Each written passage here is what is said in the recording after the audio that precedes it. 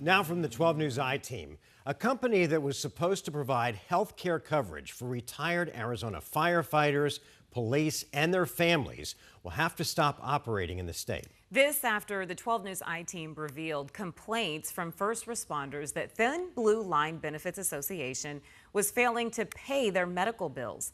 The I-Team's Katie Wilcox is joining us now with the latest decision from state regulators. Katie? Yeah, Mark Caribe, not only does Thin Blue Line have to immediately stop operations in Arizona, the State Department of Insurance also ordered them to return some money to thousands of first responders and their families. Now, I first told you about this story back in February when I met Susan Huff, whose father, husband, and son were all firefighters. And when her husband retired, the family got Thin Blue Line coverage. It was meant to help first responders that retired before they were old enough for Medicare. But when Susan's daughter had a surgery, Thin Blue Line wasn't covering the bills. They ended up paying out of pocket about $40,000.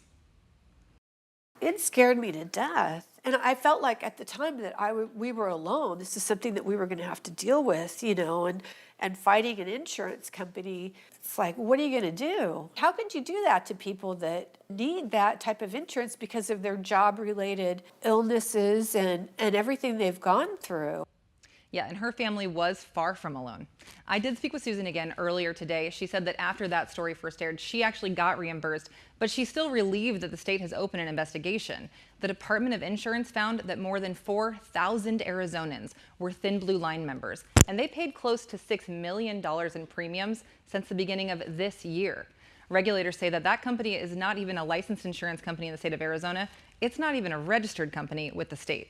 This still leaves a lot of people with questions about whether they have any health insurance coverage or if they can get it right away. But the state has also ordered Thin Blue Line to return or pay back what it called unearned premiums. Katie, I have a million questions, but for the sake of the short window we have, Sure. I think there should be an expectation, most of us have, that when we are insured by a health insurer, that they are solvent and they've been checked out by the state. Didn't Thin Blue Line Insurance have to go through any kind of a vetting process? So this was the months-long issue since we aired that story back in February to right now. The state regulators have had to figure out, are they really an insurance company or are they something else called a benefits association, which is what they called themselves. And a benefits association only can provide benefits to like member groups. It is a real type of thing, but what you'll see with these is they're all retirees. So Thin Blue Line wasn't covering its own employees, and they weren't even covering their own retirees.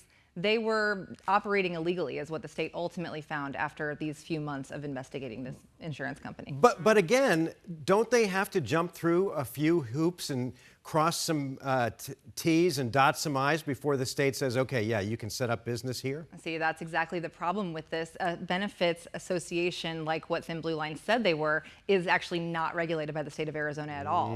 So you'll remember when I reported this, or back a few months ago, it's been months already, the state actually said at that time that they didn't have jurisdiction over this company because it was not considered an insurance company. So it's up to the consumer to really know the difference. It's always a buyer beware. And so we've got tips on how to make sure that you're getting what you need and ways that you can contact the State Department of Insurance on our website right now. Boy, what a shame. And all of these great first responders who risk their lives all the time. Katie, thanks.